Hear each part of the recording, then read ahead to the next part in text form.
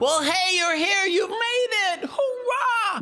Did you notice? In this perfectly normal opening sequence to this video, not a single iota of trolling has occurred. Leah Michelle, Iskal, the Zuck, and most recently the Waddler, you plural, can now express a sigh of relief. I, and perhaps we, have turned over a new leaf. A branch. One of those birchy things the Soviet masseuses use. Anyways, where were we? Perhaps the most curious among you were about to ask, where is here? You may ask a good question. This is, of course, the MindGriller Server, and I'm Gravity, and this is Cow. Oh, and this guy, well, evidently and apparently he's standing in proximity to us. Nothing more. And where are we on the MindGriller Server? Also a good question. We are here at the moment, foreshadowing, in the Nether. As Cow discovered this morning, we are here in what evidently is a basalt farm. It is a little bit old school, but I like that you simply have to stand here on the pressure plate and swing an axe. Smartly, it is the correct distance away to maximize the speed of block breaking. Now, there is an alternative version of this farm where you can swing through a 5-block deep horizontal row of basalt blocks. But such farms are aesthetically less interesting than this simple column version with all the redstone hidden underneath the floor. Now, I don't want to keep at this for too long, as I don't want to exacerbate my throbbing tennis elbow. What the jumping Bahosaphat? That's better. Anyways, before you arrived, Cow and I were assessing our to-do list when we were summarily distracted by the bell notification on YouTube. In place of preparing for today's spine-tingling episode, Cow and I were enticed into watching a YouTube video, as we are wont to do, and as is often the case, we were recommended by YouTube's all-powerful and all-knowing algorithm a video, in this instance by Disruptive Builds, who has 569,000 subscribers. His video is enticingly entitled Thalassophobia in Minecraft. This video was uploaded a few days ago. In the profanity-laden episode, replete with a narrated accent Cow finds quite entertaining, is a bleeped cursed word smorgasbord of profanity, expletives, swear words, 4-letter words, obscenities, and naughty dirty words. At times it sounded to me as perhaps a sound editor's Morse code cry for help. Hey, look here, this must be where all those grunting and snorting sounds have been coming from. It looks like a sort of piglin trading hall. This means there must be somewhere nearby where they are farming gold. Because as the most introspective viewers among you will know, piglins have a hitherto unexplained fetish for all things gold.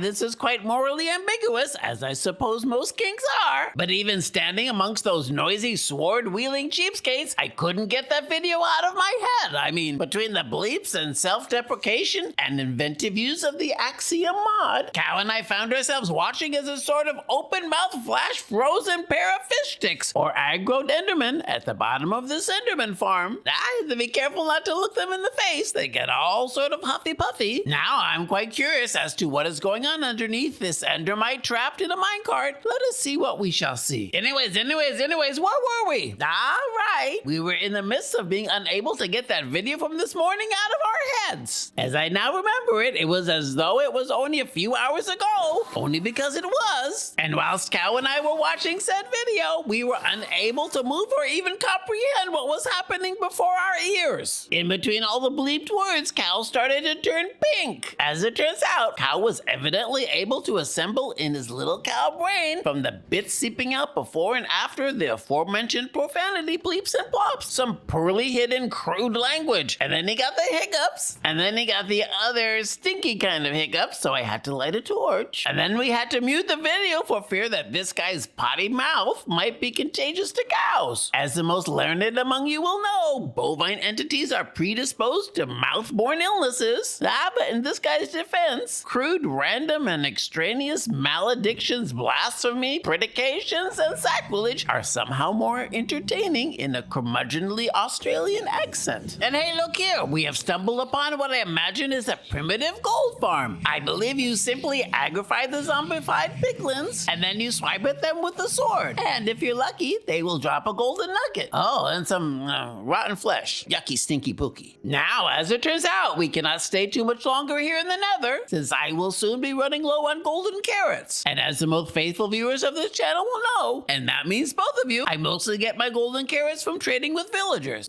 This means that we have to shapeshift through a portal, sooner rather than later, so we can once again return to the overworld. Now, I've missed quite a lot about the overworld. I can't exactly think of specifics at the moment. Perhaps it's all the sulfur smoke.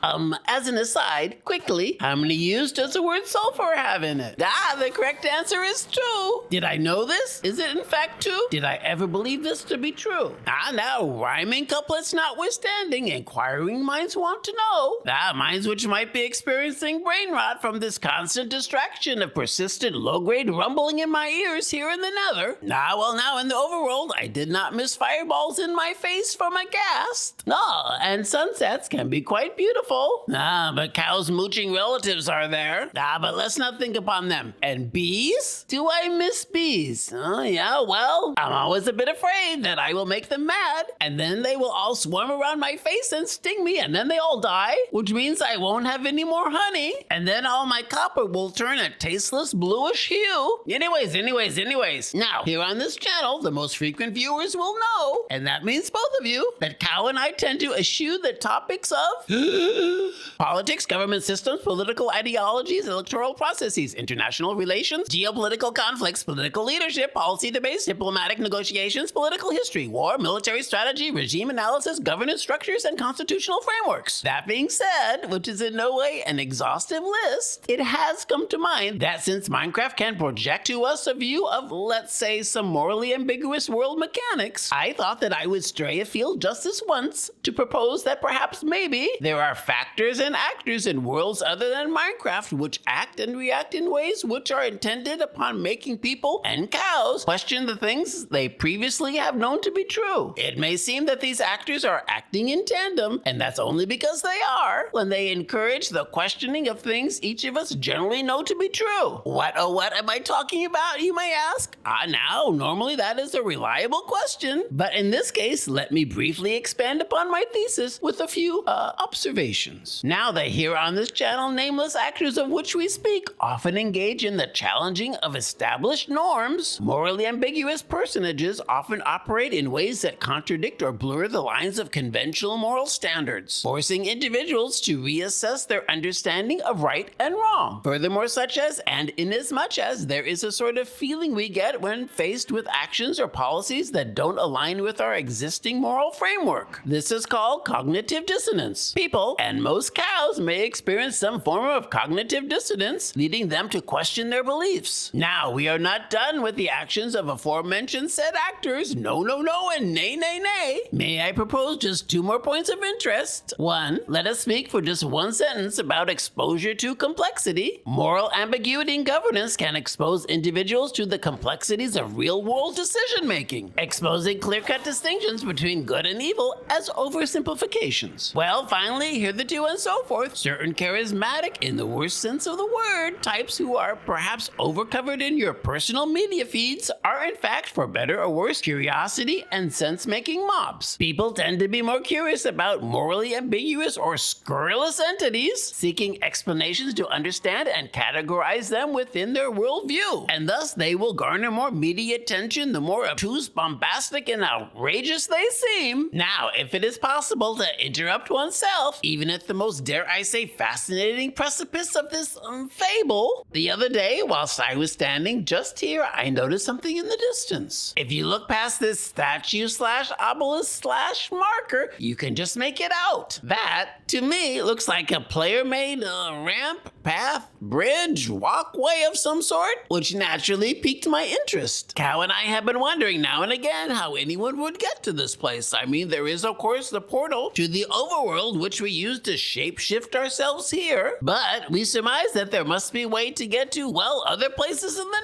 nether. Are you excited? I'm excited. Now, by means of this fireproof bridge, let us see what we shall see. Now, it is, of course, not in my plan to go it alone, as it were. No, and nay. In no order of importance, I intend upon bringing the raft with chest, what's his name? Whose, confidentially and between just us, screaming has become just about as painful as Otani's metal cleats on my big toe. And my best friend Cow, along for this, potential adventure. Now, the most observant viewers among you will already know that a day out is not an actual adventure unless there is mud involved. Ask Peppa Pig.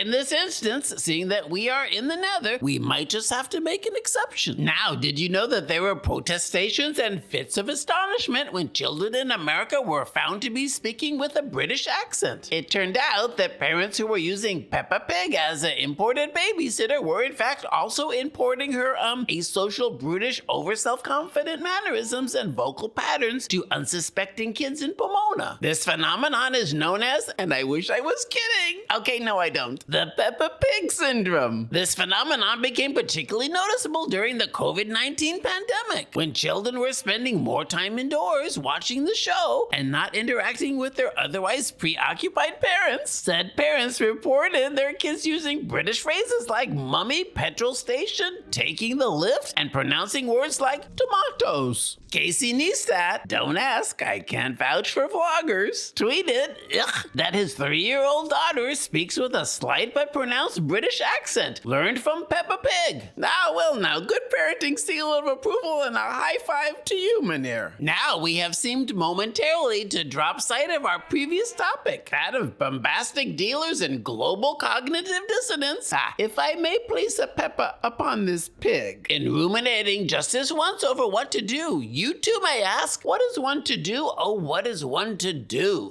Good question. And perhaps one day we will speak of things like covert passive resistance, overt nonviolent protest, preservation of identity, defense of universal values, protection of moral and ideological roots, rejection of utilitarian compromise, and moreover so forth and thereupon, resistance to morally ambiguous regimes. As any cartoon pig would confirm, with a snort, that we are experiencing a complex phenomenon that goes well beyond simple heroic narratives, such as an orange bemohawked board shirt wearing anti-hero and his penitent all-knowing sidekick covered in brown leather, naturally, who find themselves involved in nuanced moral considerations and personal sacrifices in the face of systemic injustice, and stinky sulfuric fireballs to the face. Now, is that still to use? I think so. Anyways. Now, look here on my other monitor. I see YouTube's all-knowing and all-powerful algorithm has just now recommended a new video for us to watch. It's entitled Every Stolen Redstone Build on the Dream SMP, and the thumbnail reads, It's All Stolen. This video was uploaded a few hours ago by Crafty Masterman. I don't know, I can't vouch for him. Now one does wonder if his moniker is well earned. Inquiring minds want to know. Anywho, press play. Click. It starts out with a dramatic series of non-serif white letters on a black background. Very dramatic. Oh, and now he's showing a tweet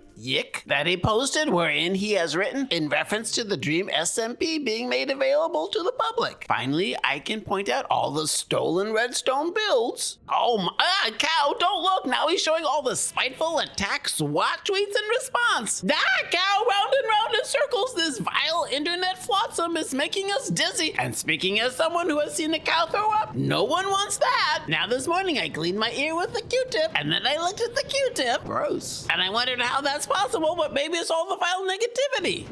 Now with that being said, sadly it's time to say our goodbyes. Goodbye, so long. Tot ziens. Tot zo.